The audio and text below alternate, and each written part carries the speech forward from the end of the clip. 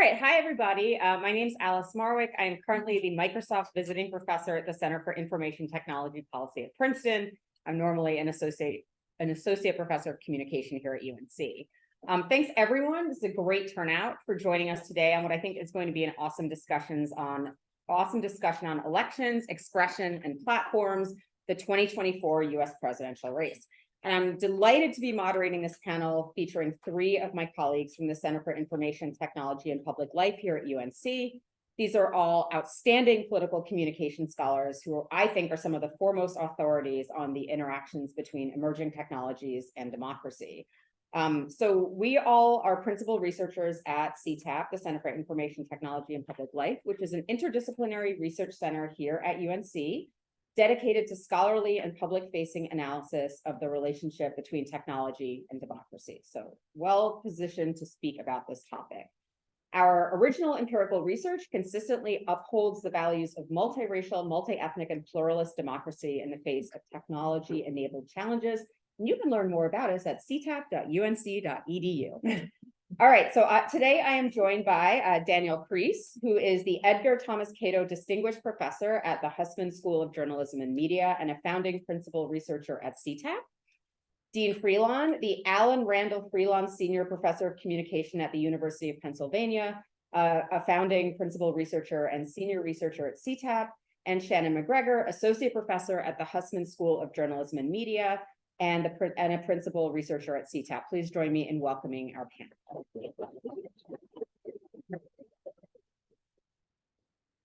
All right, so let's get into it. So I'm going to start with Deen.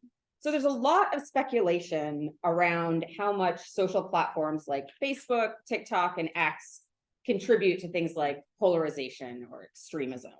And I think a lot of this seems hyperbolic or maybe exaggerated. So what do we actually know about platforms and their effects on elections?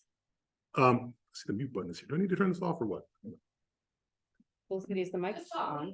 Okay, perfect, great. So what do we know about how platforms affect people's opinions, thoughts, etc.? We actually know a lot about that.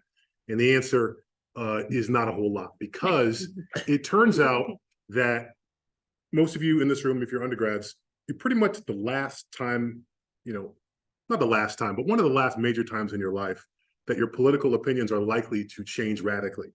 After this time, it becomes increasingly difficult to change people's minds politically, to shift them radically in any direction in terms of their political ideology, in terms of their voting decision, in terms of their susceptibility to misinformation. And so because that's hard, what that means is that the vast majority of people who are on platforms like X, like Facebook, like Instagram, tend not to have their minds changed radically by those experiences, at least not in the brief timeframes in which social scientists typically study them. So I'm a member of a large group of people who study, who were chosen to study Facebook during the 2020 elections. And in true academic fashion, the first studies from that project just came out this summer. So, yes, these guys get it. And so, unsurprisingly, these studies back this up. So there was one study where we looked at what's called ideological segregation. We looked at the left versus the right. It turns out that there's some interesting findings from that. It turns out that there is some of what we call ideological segregation or ideological asymmetry in terms of the way that the left and right responds to these different kinds of information. So we know, for example, that misinformation tends to be concentrated on the right. It's not exclusive to it, but there tends to be more of it on the right than on the left. Also, interestingly, most news content on Facebook, let's say on Facebook and Instagram, most news content on Facebook is actually consumed by conservative users, which I actually didn't know. So that was actually a little bit surprising.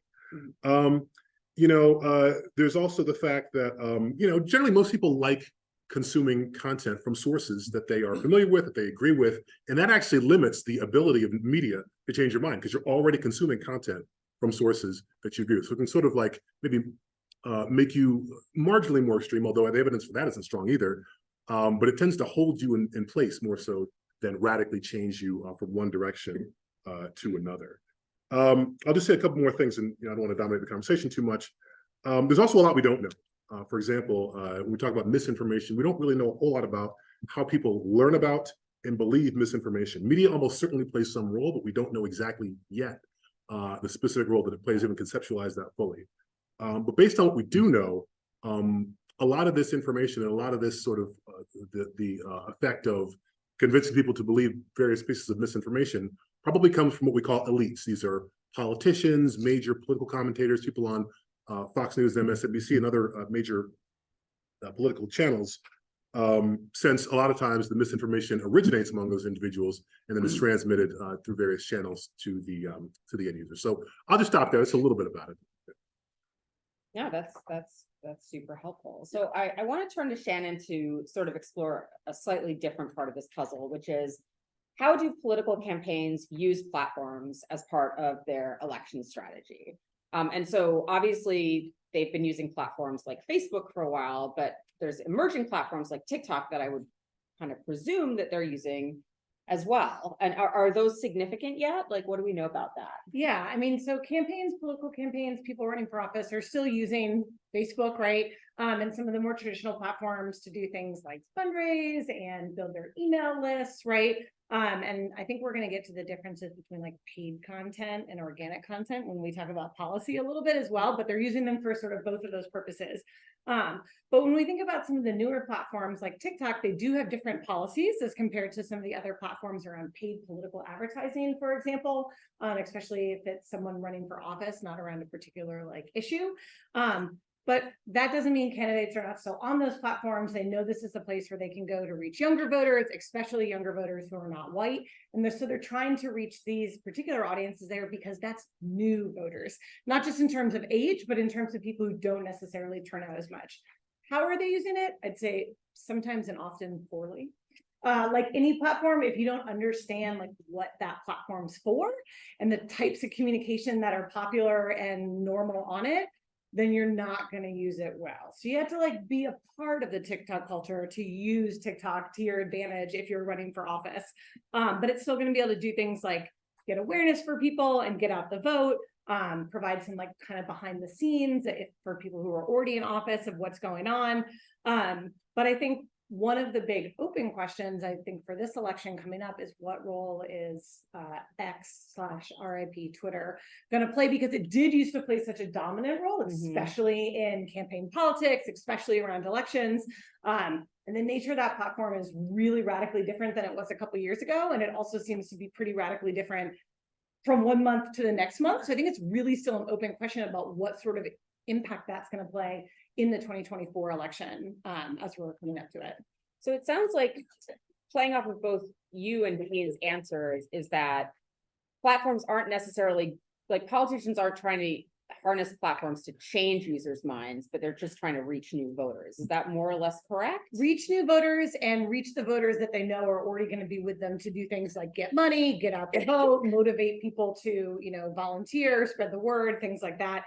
Not necessarily changing hearts and minds, as Deen talked about, but trying to reach people who might be sort of already, in line with them ideologically, or people that are not aware of them, especially if you're a newer candidate, you haven't been in the field before.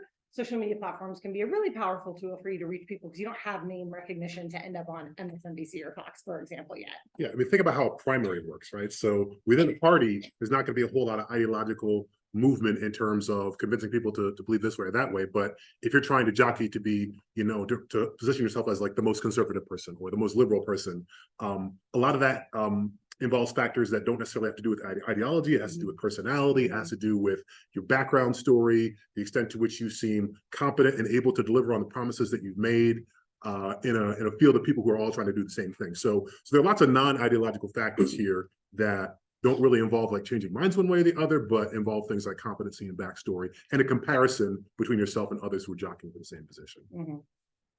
Yeah, that's super interesting. I have a bunch of follow-up questions, but I want to turn to Daniel next. How do platforms approach political content moderation? So, as Deen said, he worked on a big study about the 2020 presidential election. I know you've worked on the, presidential elections going back to 2008, even before that. What do you think?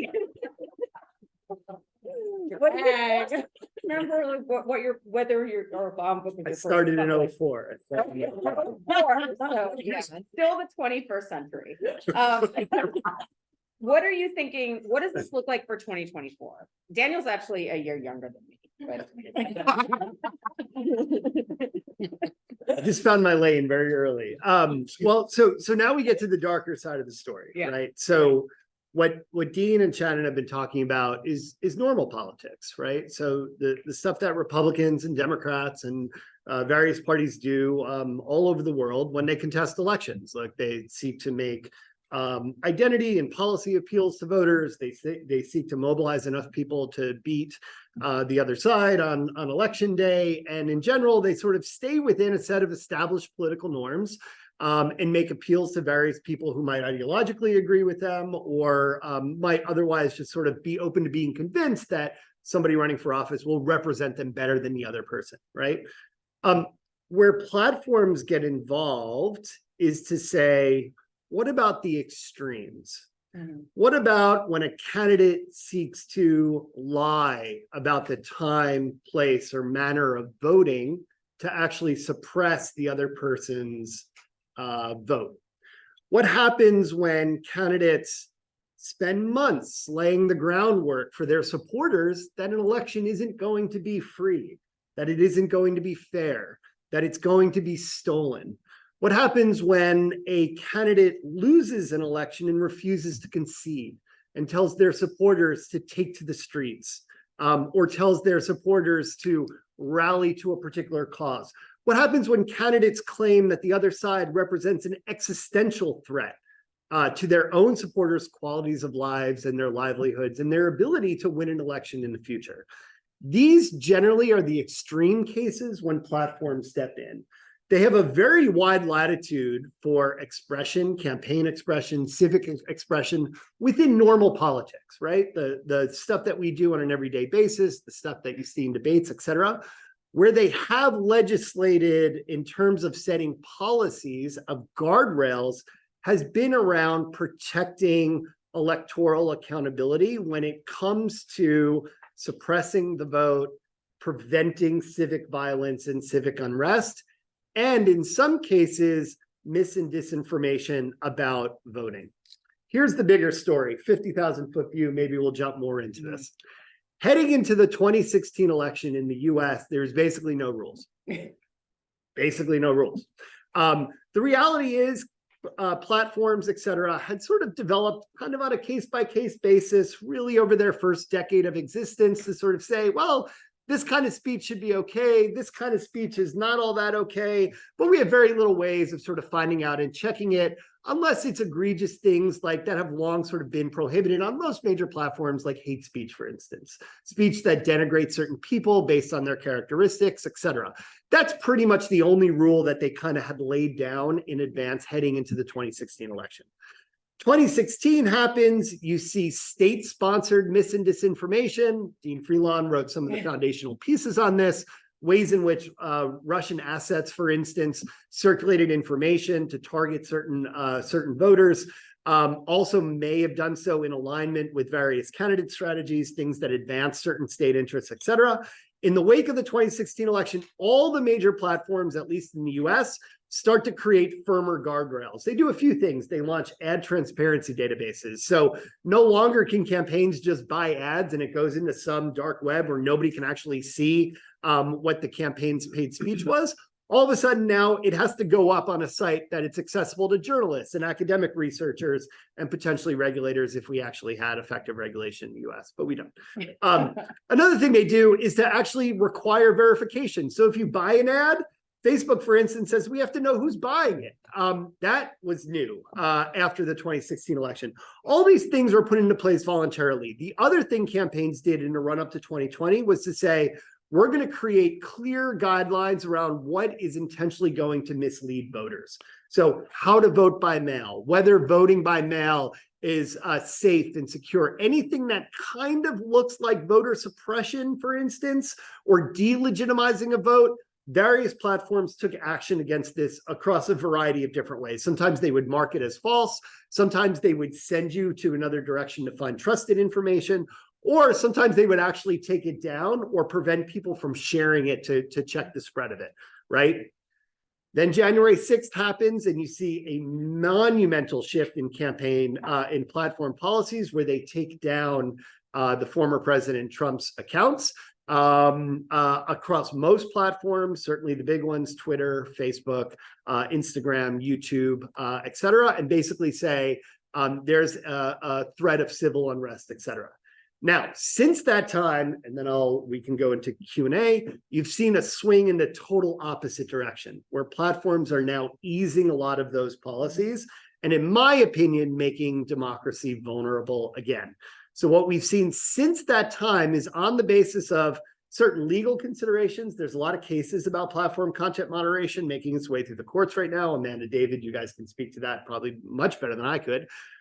You also see political pressure being applied to platforms to get them to moderate less.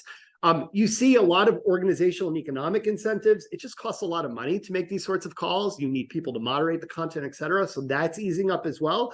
But it's all sort of moving into a confluence where we're kind of returning back to this 2016 state of anything goes. Some people think that's a great thing. That opens the lanes to free expression, and that's great. Some people like me say, well, free expression is also premised on us having democratic systems where people can lose elections. And therefore, we should also have safeguards in place to protect democracy itself from the excesses of expression. I'll stop there. No, that's, so this kind of also goes from Shannon's remarks earlier. Given this kind of slowdown in content moderation, there's been Naomi Nix co-authored a big piece on this in Washington Post a couple of weeks ago about how all the major social platforms are pulling back on their content moderation efforts. Obviously, we have X, which Elon Musk has basically allowed to become a white nationalist free-for-all. Given this, how do we imagine what impact this might have on the 2024 election? I think we have to think about it, not even just in taking space. I think there's something that everyone has said can help us think about it. So thinking about with the research that Deen was talking about in terms of how when we're on these platforms, we tend to be in spaces where we're not necessarily seeing a lot of stuff that we've not already opted into, right? Ideologically, identity-wise. That means if you're seeing really anti-democratic information, there's not a policy measure to change that. You're going to keep seeing that, right? If there are no guardrails to protect against that, then that is what you're going to be seeing. And I think also we have to think about how what happens on these platforms ripples not only into other media, broadcast media, you know, sort of large national scale media, but also how it ripples into just how we talk about things and what becomes normalized. And this is where the sort of democratic norms that Daniel was talking about come in. You know, if this is just, you know, certainly just one, but one of the pathways in which this can be, these sort of democratic norms can be eroded, it seems normal to not accept the results of elections or normal to suppress votes. I think having any locus where we have less policy around protecting democratic norms can be dangerous for making sure that we, you know, hold on to the threads of them that we have left. Is social media the only place that's going to happen and that we can see these harms? Absolutely not. I think it's very much about who uses them, the power of the people that are using them, political power, social power, economic power. But it is one of the places where we can see that eroding if we don't have these policies and guardrails in place. I think one of the things I'll be looking at is how an election plays out in the absence of the platform formerly known as Twitter. Don't use the other word. Because if you look at the way that Trump, for example, used the Twitter platform in 2016, the way that he used it in 2020. If you, in case you forgot, he and I think Dan just mentioned that his access was cut off shortly after, like 2 days after January 6th. And so a couple of things have happened. So first of all, does anybody know, does anybody remember how many times Trump has posted to his Twitter account since his account was reinstated? I don't think it's been that often. I think it was maybe once, yeah. right? So he was posted once. So, but he's been posting a lot on Truth Social for whoever's checking them out there. I mean, so I'm still on the wait list. I don't know if he's serious. Anyway, so I think that regardless of what you think of Trump, I think that you can say that whatever he posts to Truth Social just doesn't have the same impact as what he used to post on Twitter. I remember during the Trump administration, like everything he posted every day seemed like it was front page news. Everybody's paying attention to it. It drove news cycles in a way that just seems really kind of without comparison in the current contemporary political era. And if we extrapolate his lack of participation on X/Twitter from now to then, that's going to be a different dynamic. The other dynamic is all the changes that have happened with respect to Twitter such as, becoming a haven for hate speech, white nationalism, these kinds of things, misinformation, lots of accounts that have been suspended being reinstated, and the potential removal of the completely free tier, which was discussed. We don't know if this is going to happen or not, but Elon Musk mentioned it in an interview. So it could be all pay, the way that, like a streaming service is.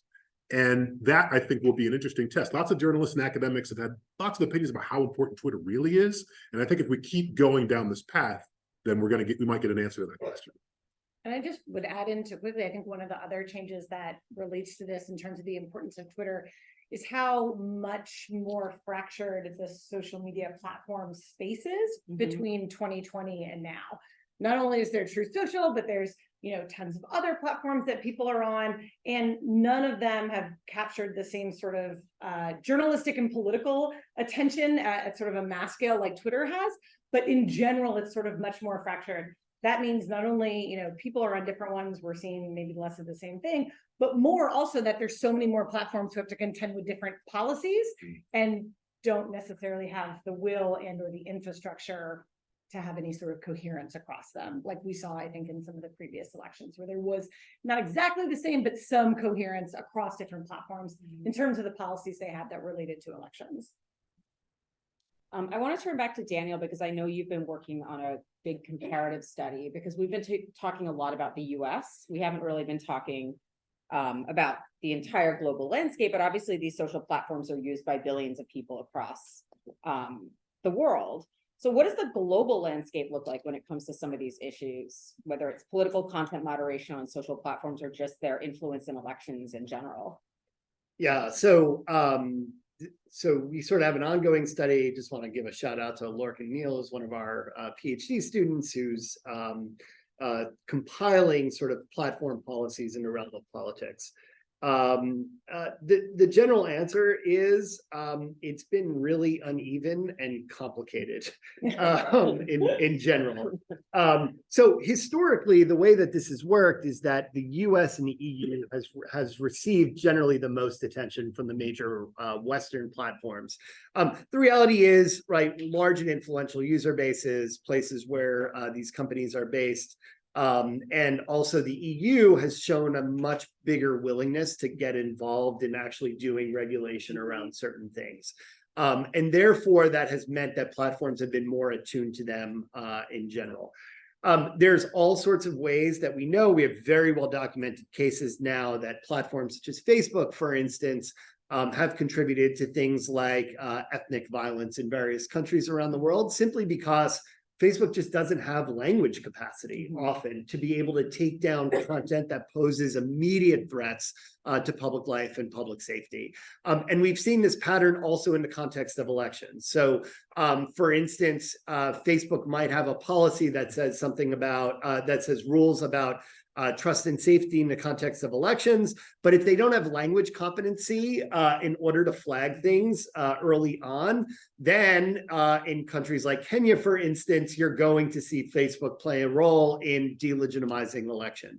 I'll say another important piece of this as well is that we've also seen, though, on the flip side, is that governments around the world have been willing to use legislation to weaponize platform policies to close down political opposition. So this is a big case or a set of cases now that have emerged over the last decade in India, where you have a nationalist political party that has done things like, we're going to legislate against disinformation, but doing so very explicitly to craft laws to force platforms to take down content that will benefit their political opposition, right? So in essence, they're weaponizing legislation in order to limit partisan political competition, et cetera. And that's extremely dangerous as well.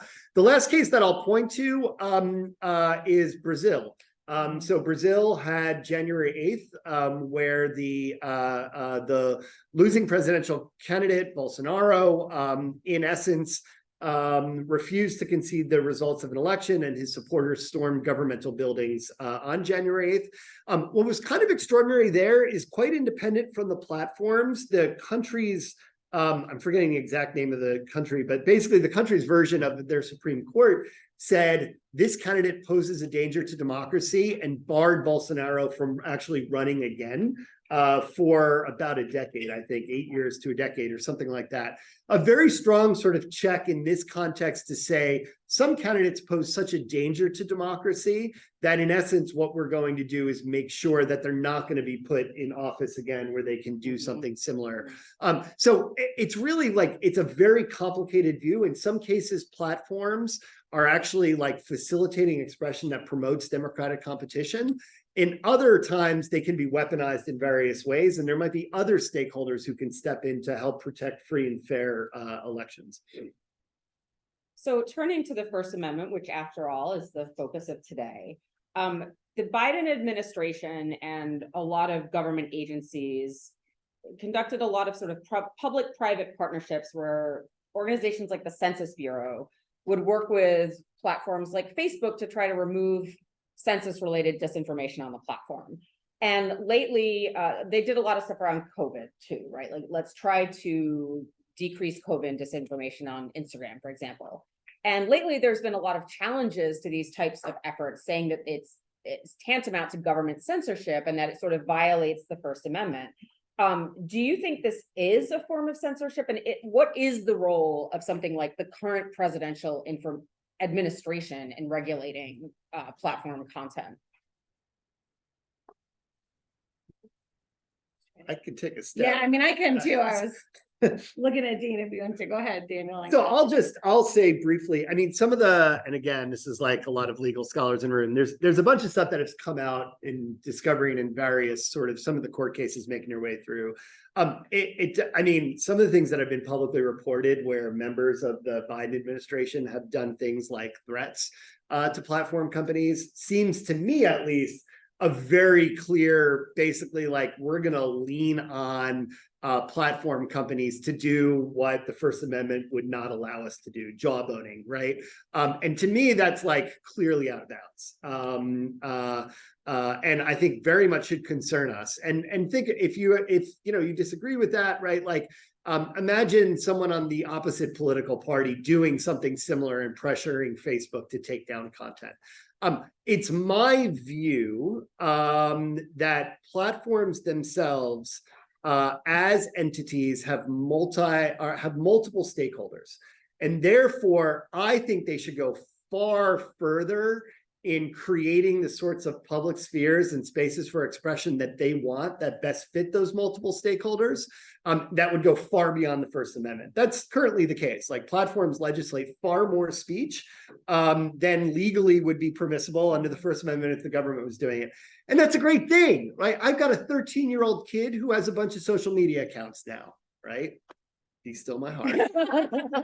But the reality is, do I want her to go see a bunch of racist content, a bunch of content that's designed to, that's targeting certain people, that's harassing? Do I want her to see pornography? Do I want her to see content that delegitimizes people's? Absolutely not. And as a business, Facebook, for instance, and Instagram, et cetera, have multiple stakeholders. Yes, they should allow political content, but they also need to think about like, well, what's going to get people spending a lot of time on their platform? So I actually think that the market can do a pretty decent job if Facebook decided to sort of create the space where the vast majority of Americans on both sides of the aisle want to be and to see content that I think would most appeal to them. That would not be the most extreme stuff. So I actually have no problem with them taking down information, for instance, that would deny the effectiveness of things like COVID vaccines. I have no problem with them taking down racist hate speech. I have no problem with them taking down Stop the Steal groups after the election in 2020, because frankly, I think that's what most of their viewers want to see. And they can make decisions about what speech they're going to respect. I would jump in to add that sounds very nice. But I also, and I largely agree, but also these platform companies, especially the ones that are primarily based in the US, are also huge companies that are desperately trying to not both be regulated, which is a fear they have, even though, again, seems very unlikely given that we can't do much as a government in general in this space, but they do have this fear of being regulated, and because they want people to be on their platforms, because they want to be successful financially, they don't want to be seen as political spaces. So they're very sensitive to political attacks of the kinds that Alice was talking about, of saying, X such and such platform favors this party, or such and such platform is censoring this type of political speech. And that speech that people like, they make these sort of like partisan identity appeals. This is censoring you. Companies are very sensitive to that from both a financial perspective and like a public opinion perspective. And so even though that may not in effect actually ever lead to functional legislation, at least in this country, that's one of the reasons that they, say they, might be responsive to this. I think largely it is also about sort of keeping, our public imagination of them clear of as much sort of partisan politics as possible. Can they actually do that? I don't think so either, but they're trying to, I think, from a sort of a commercial and public opinion perspective as well. Deen, did you have something you wanted to add? I mean, yeah, I generally agree with what my colleagues have said. I think the government needs to be quite careful when it does anything that creates the appearance of leaning on a private organization to do things that might censor their speech. Because you have to think about it in terms of, well, even if it's moving in the direction that you would like it to move at this moment, how is that going to play out when the power is in the other party's hands, right? So setting that kind of precedent, I don't think is really a great idea. I mean, the other thing that I think we need to remember here is that, the broader regulatory firms, anybody who knows more about this than me can certainly correct me on this, but the broader regulatory framework that, touches on these social media platforms is sort of circumscribed by the First Amendment. In the United States, that makes it very, very difficult for legislatures, Congress, to pass laws that are going to survive judicial review that do anything to substantively affect what social media companies can and can't publish, right? So that's just, you go to, the UK or any place in Europe or other places in the world, it's not true. They don't have the First Amendment. It's a lot easier for the government to control and to circumscribe what these social media platforms actually say and do. But I think that because we sort of, the First Amendment is I think, a really, really great aspect of our Constitution. But I think one of the things that really makes it hard for the government to say what social media platforms can and can't do, for better or worse, really. And I think it's also important to and again, I will defer to the legal scholars in the room to say more about this and correct me if I'm sort of characterizing this wrongly, but I think there is a mischaracterization of the First Amendment as it relates to social media platforms. Sometimes we might say innocently, I think very often deliberately, as sort of a political tool to say that we have a right. The First Amendment gives any of us the right to say whatever we want on X or on Instagram. That's not what the First Amendment says. The First Amendment says the government can't tell you what you can or cannot say, and the government can't tell the platforms what can and cannot take place on them. None of us have a right to say something on private platforms, which, as Daniel characterized so well, have every freedom under the First Amendment to create the kind of spaces, speech spaces, public spaces that they would like to have, that they find commercially viable or desirable for other reasons. Just wanted to put that out there as like a baseline understanding for us. I've been trying to demand my freedom of expression to the New York Times for their opinion pages for years, and they keep denying me and cutting me down. I too have been censored from the New York Times. Yeah, where's the daytime talk show, guys? Take them to court. Seriously. Anyone can start a podcast though. That's true. So I'm going to turn the topic to something that I feel like has been present on every panel I've been on in 2023 so far, and that is generative AI. Tools like ChatGPT, DeepMind, DALL-E, etc. Do you think this is going to have any impact on the 2024 election? Because there are think pieces and hot takes galore right now, but I haven't seen any evidence that anything is actually happening. I can't wait till we hear the first AI generated political speech. Right? I mean, they have detection methods now that are supposed to be. I don't know how. I haven't looked into this. I don't know how well they work. Possibly implications for tools that people may or may not use within their academic coursework. Hopefully not. But there are supposed to be tools that are able to detect this. And I'm just really, really curious to see whether it's a big scandal that somebody used this to generate their first speech. That's sort of I think this is an important question because it's a question that's being asked a lot. Mhm. And so I'm a dork, so I do research about stuff. So I did a little bit of research because I knew we were going to talk about this.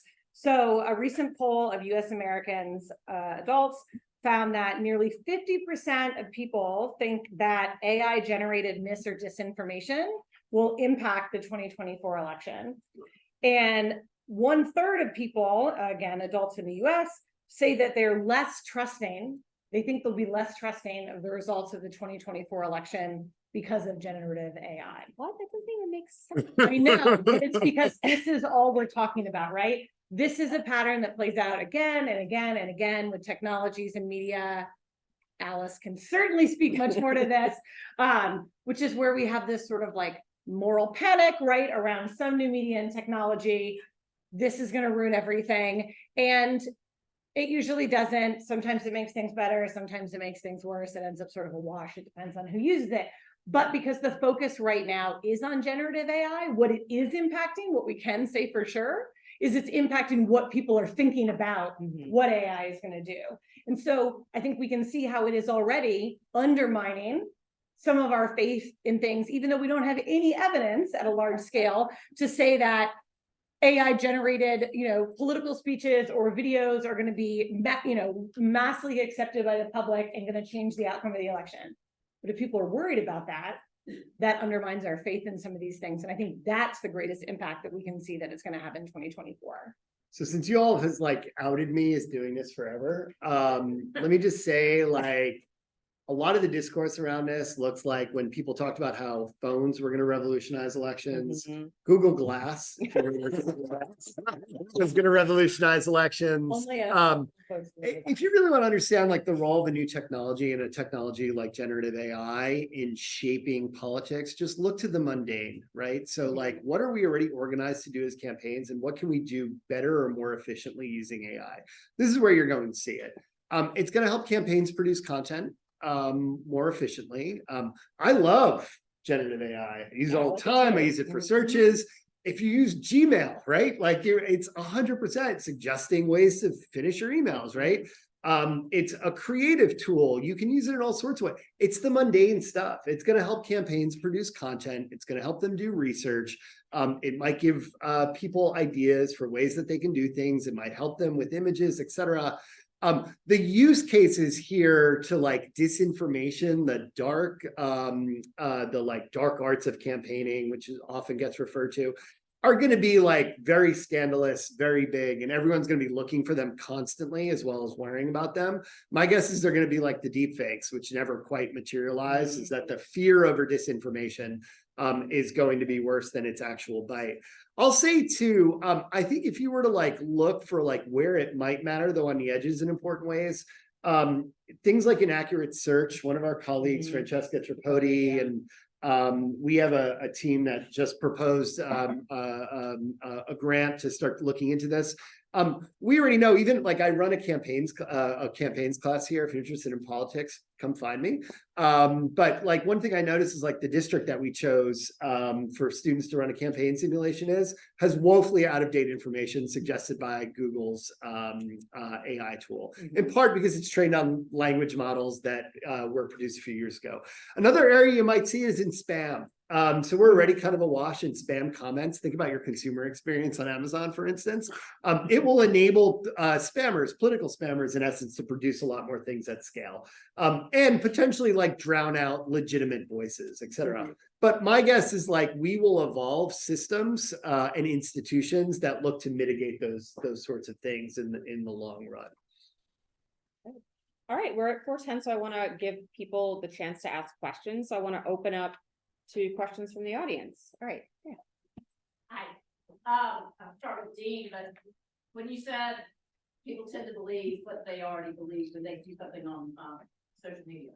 So there's so much fact checking going on. Brainer Institute and have a 60 organization or 90 organizations in 60 languages working with Meta to fact check posts on Facebook. Well, if you see a post that you agree with, and then suddenly there's a little red flag. I mean, what is the point of flagging things if it's really are not going to change people's minds? If they know the media is actually one of the organizations that are now saying this post is not true.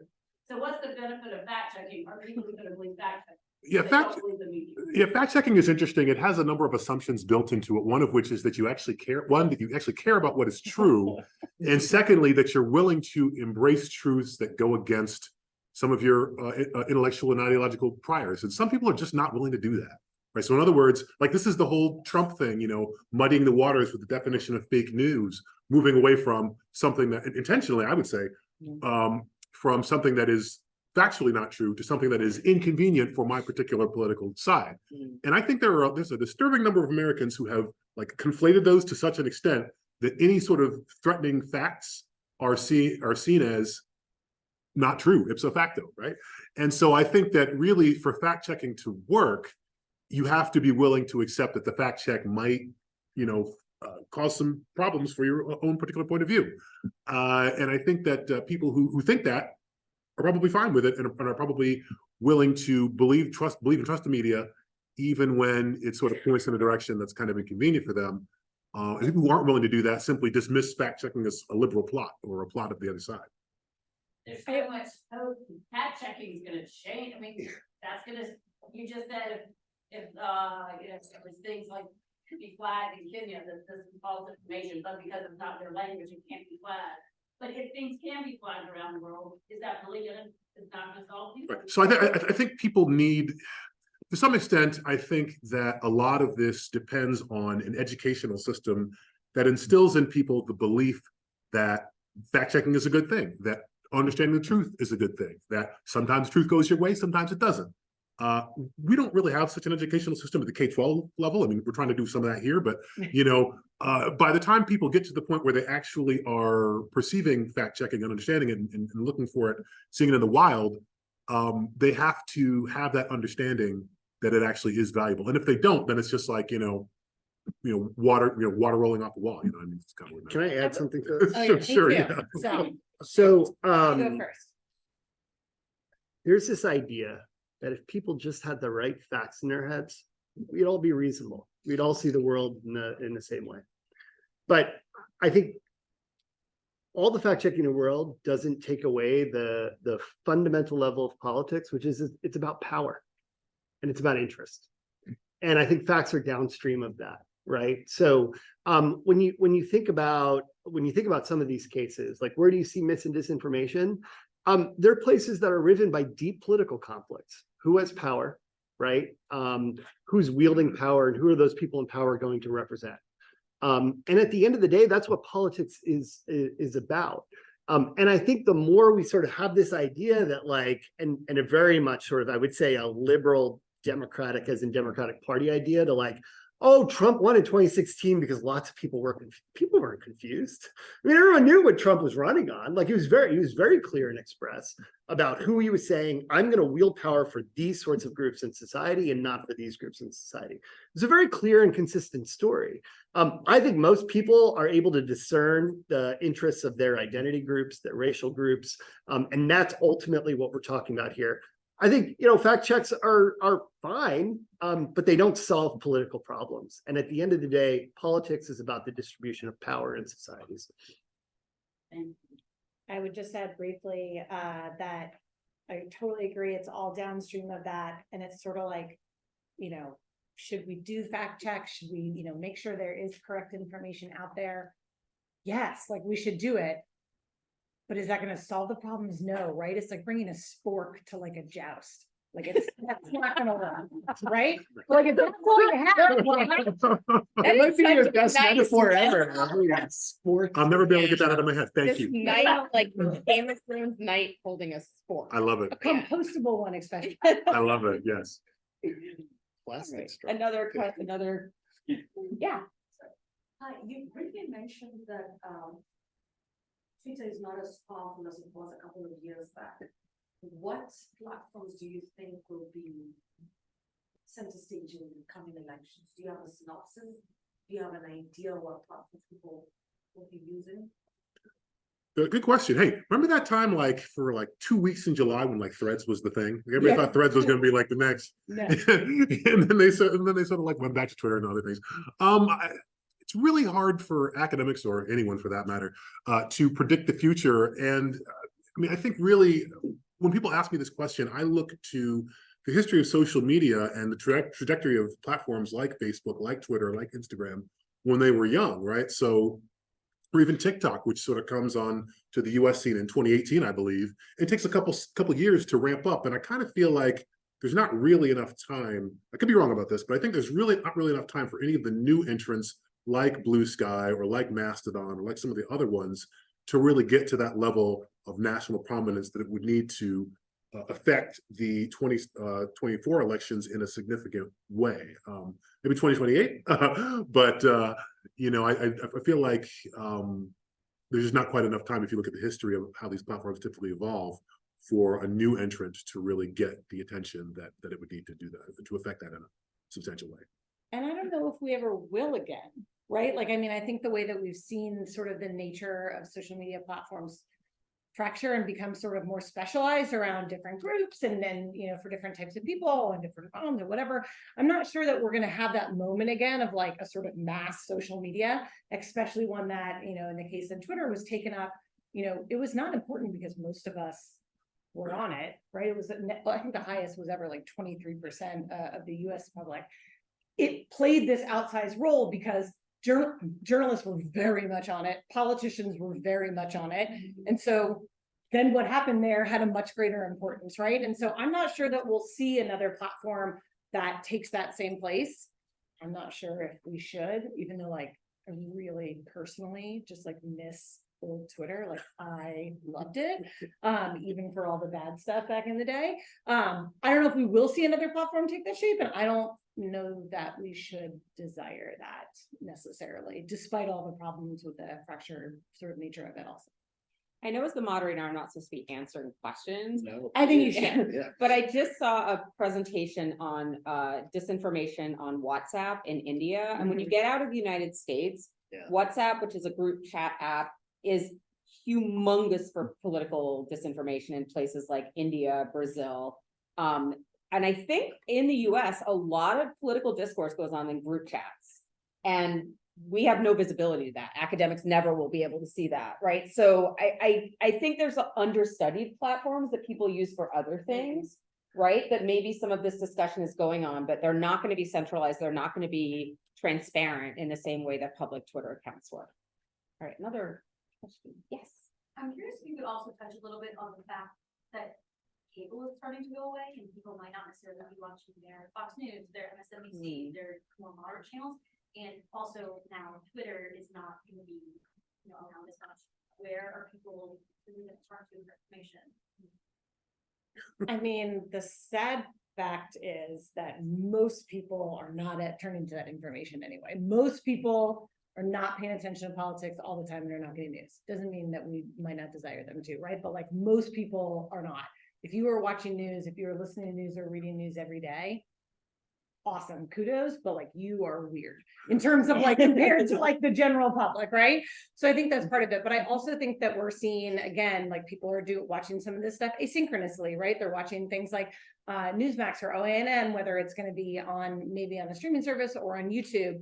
They're really watching, I think, a lot. I mean, I asked, some of y'all have been in my classes, I always ask my students, where do you get information? And I don't call it news. That's what I'm really getting at, but like information. And tons of people are getting information from like individuals, right? Who have YouTube accounts, TikTok accounts, you know, Instagram accounts where, you know, there's a real range of the quality of that information, but it's just a person, usually someone who's pretty similar to you in terms of like, even like their characteristics or whatever. And they're just like telling you what's going on. And so I think we're seeing a lot of that. Again, I think it's, you know, there are people studying this, but I think it's harder to study because it's so much more individualized, even more than what we used to be scared about cable. I don't know how long ago, but a long time ago, right? And so I think it's, again, getting harder to sort of pick out, to really be able to understand deeply that content that people are getting, because we don't have as much visibility into it at the scale that we did in some of these other areas that you're talking about.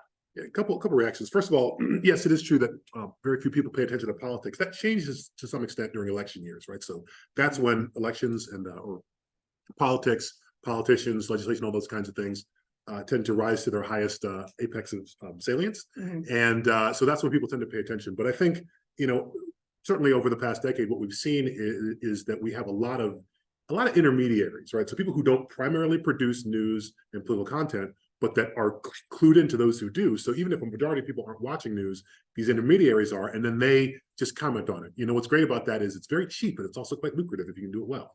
So so that's where I think a lot of people get their news from. It's for, people have podcasts, they have very active social media accounts, they have big TikToks, they've got big YouTube accounts. And so a lot of it comes through this, set of channels of not professional news creators that didn't exist 20 years ago, but that now have massive audiences. And it's a very, very easy game to get into because the overhead is so cheap on it. Kind of like a two-step flow. Yeah, I was gonna say. I was going to bring that up, but then people be like, what is that? Sorry. It's bizarre among this group, but I'm going to be the first one to make a Taylor Swift reference. Well, she just did a big voter registration, And people are hating 30 million voters. 30 But million the bigger point there is that for all the reasons that Shannon mentioned, like most people are not intrinsically interested in following politics, and that's okay. Like they have busy lives. I have 2 kids and aging parents, and like a million things going on. What you'll see is like the sources of thinking about politics comes from many different sources, including places like entertainment. Quite apart from any information you might seek out, like you're going to hear about politics in the pews of your church, or in your local neighborhood conversations, or you'll be brought up on ed policy quite randomly through a conversation with someone who's on the PTA at your elementary school, at your kid's elementary school, Or in your Taylor Swift group chat. or in your Taylor Swift group chat, right? So like the reality is we tend to only think about the online information environment. We tend to only think about institutional news producers, but the world is much more complicated than that. And I think for most people, it's some of the stuff that you search out, but it's a lot more and all the stuff that happens around it as well. And let me just say one other thing too, like local news has held on all these years, like WRAL, like local television news is still seen as being a high trust medium, an environment, still has enormous reach. And it's still, I love the WRAL app, for instance, for like North Carolina politics. It's not the only place I go, but like I'll check it every morning after I wake up, right? Like, and that really is part of the structure of a lot of people's days. So like, don't discount some of that other stuff that happens sort of around it, around politics and the social media environment as well. And newsletters, like Axios is another great example. And everyone's of this, too. Substack. Everyone's Yeah. Substack, Yeah. Other questions? Yes, sorry. Oh, sorry, As yeah. always, Daniel, you sound like you're a little down, if I'm just characterizing you correctly, but it sounds like you're a little skeptical of the regulations going on in other Western democracies. Because of the fact, right, the government's sort of the rules or play the Biden mistake, right?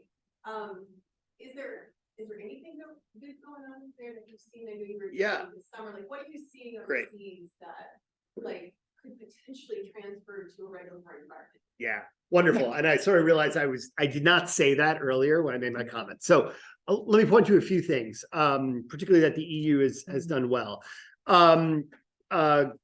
Researcher access to data of what's going on platforms and mandating that, right? So that we actually do have public transparency into the decisions that platforms are making, as well as what effects that they might have. So various people in civil society, like Deen did with Facebook, but at Facebook's voluntary, right, sort of invitation about ways that we know what effects they have on societies. A second piece that I would say too, broadly, like I think we could easily find a way to like create ways that would make platforms at least have to give public justifications for certain decisions that they've made about what content to take up and what content not. And again, the idea is like, at least you can have in a public forum an ability to debate them or disagree with them, et cetera, but making that more transparent as well. I am deeply, I do get very uneasy with governments deciding what is disinformation. So I would actually put something in a different direction, as like talk about Sweden, for instance, which is not so much making rules about what platforms have to take down, but subsidizing good information, right? So like, I would love like a major push in the US to say, let's give election offices the resources they really need to put good information into the public sphere. I would love to see local journalism be something that's funded by the state on the order of the journalism school that we're sitting in, right? I know this isn't often public subsidies for journalism is something that a lot of Americans, a lot of journalism professors are like, no, that opens the door. But somehow we're all able to teach our classes and do so with academic freedom and according to journalistic integrity while also taking state money.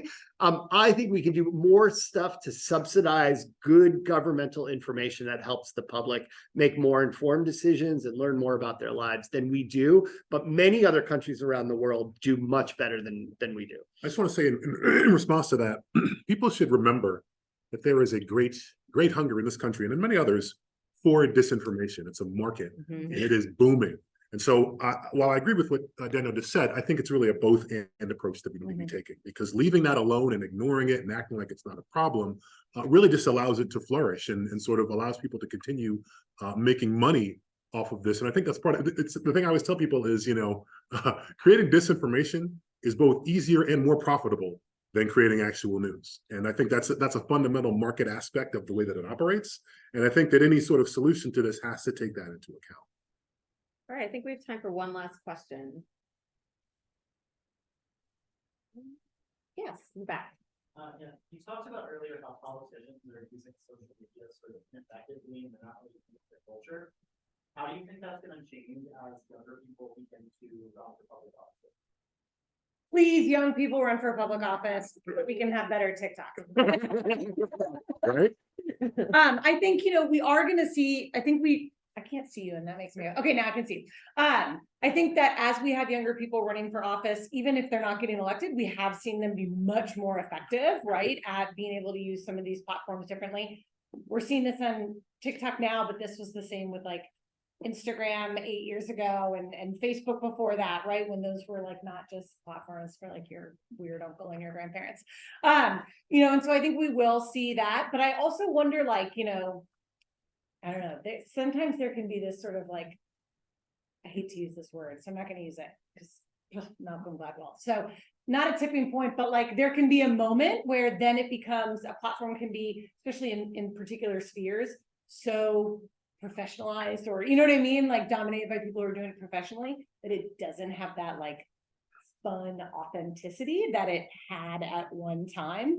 I think we've seen this with Instagram. I don't know, maybe y'all agree, but I think it seems much more boring than it used to be because it has become much more like professionalized. That's not just in the space of politics, but sort of more writ large.